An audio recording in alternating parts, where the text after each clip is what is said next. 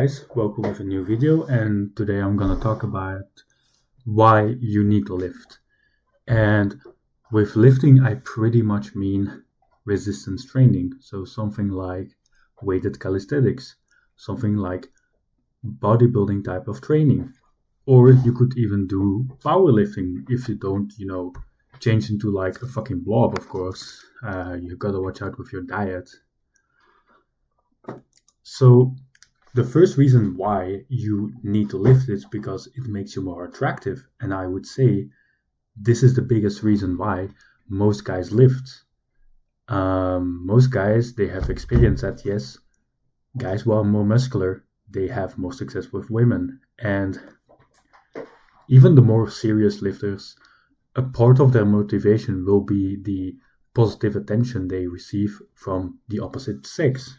So with attractiveness, we of course have the physique. You go to the gym. Second of all, you also have the face. Of course, the face matters way more, but the gym will also help you in the face department. So, as you lift, you pretty much, and you lift well, you might develop, the V taper, especially if you work on your shoulders, your back, your abs. You will have this V-taper type of shape. And this is something that is highly aesthetic. Even the ancient Greeks, they knew that having broad shoulders and a smaller waist, it was very, very aesthetically pleasing. And this is a formula that everybody that lifts seriously tries to somewhat adapt. I know very few lifters who don't want to have that V-taper type of physique. For an example, we have a modern, questionably natty example of David Lade, but we also got the example of, Steve Reeves, the most famous bodybuilder from the 40s and pretty much the face of the silver era of bodybuilding. And both have, the broad shoulders, the lats, and they have the abs, which I would say, is the most important thing. Then we also have the face. And the face has more indirect effects. For an example, being leaner. Most guys who go to the gym, they tend to be leaner than the general population. Of course, if the general population is around 25%, and you as a serious lifter, you are between 12 to 15, your face is just going to be more chiseled.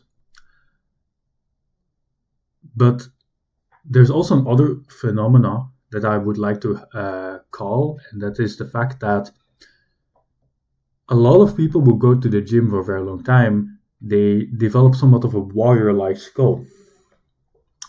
This is not really something that I have seen in scientific research, but it is my observation.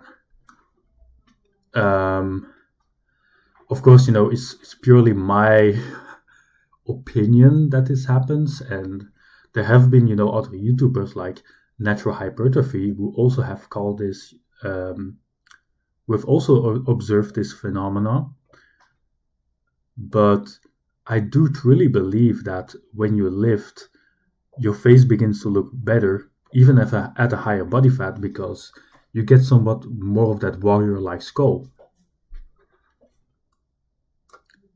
So with, the added, physique, aesthetically physique, which is between 15 to 20% of your whole physical attractiveness, and the fact that your face becomes better looking, you might actually go up 1 point in the attractiveness scale.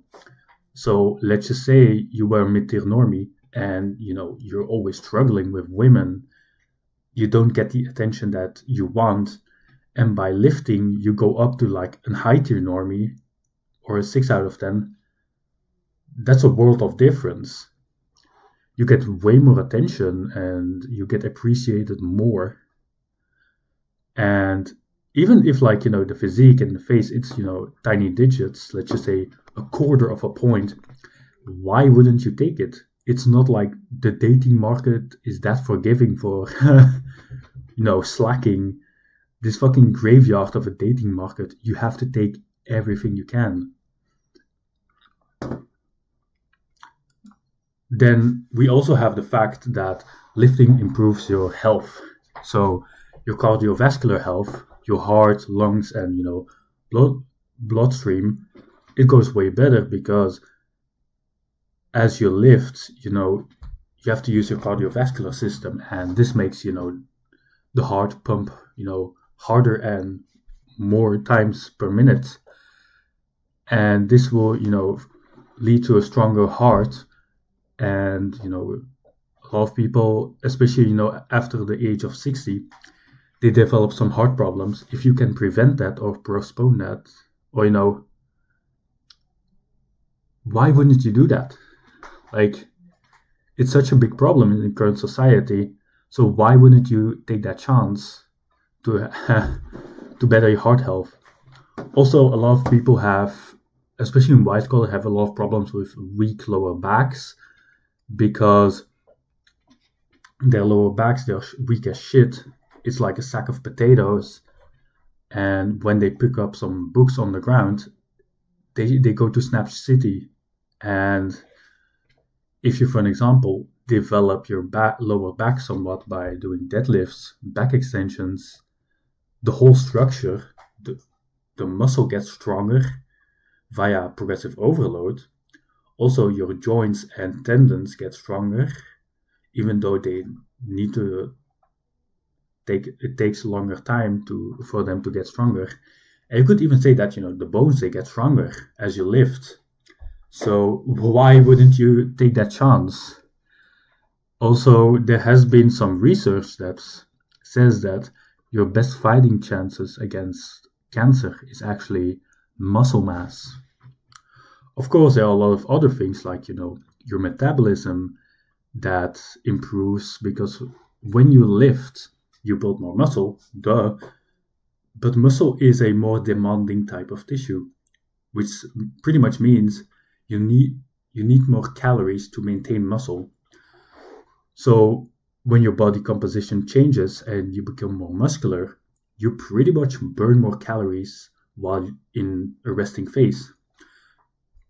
So by building more muscle, you can replace some of the calorie deficits by just resting, and you don't have to do as much cardio to lose the same amount of calories or lose the same amount of weight. This also makes it easier to maintain a certain amount of weight, and in a society where obesity is such a problem, you want that improvement in metabolism.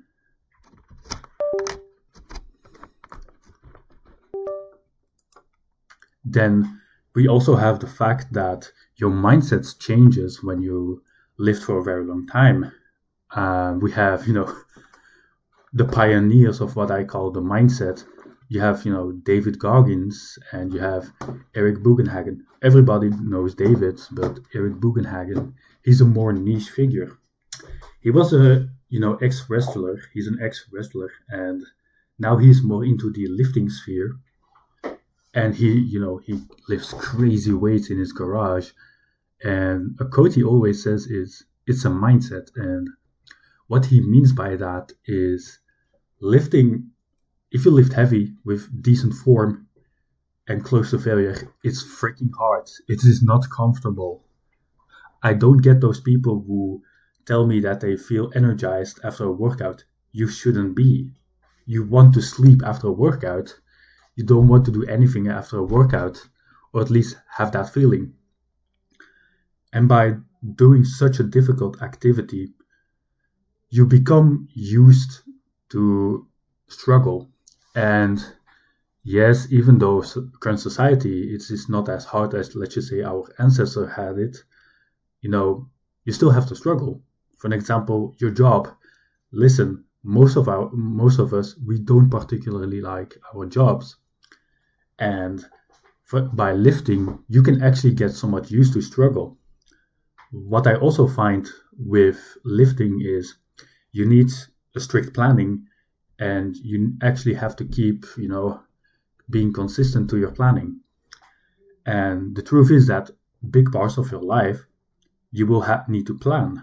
You need a planning throughout your day, and you need some structure throughout your day to be productive. And lifting, because you have to go to the gym, you have to do certain exercises, reps, but also you have to eat a good diet. So you have to hit your protein goals, your micronutrient goals. This will keep you disciplined.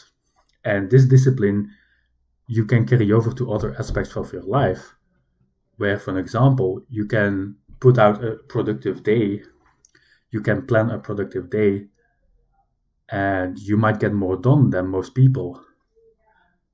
And this is such a huge benefit because our lives, they require some planning. And as you get better, in lifting, which requires a lot of planning, you could even say that you get somewhat better in life. And those were pretty much the biggest reasons why I would say you should lift. I hope you guys enjoy it. Peace.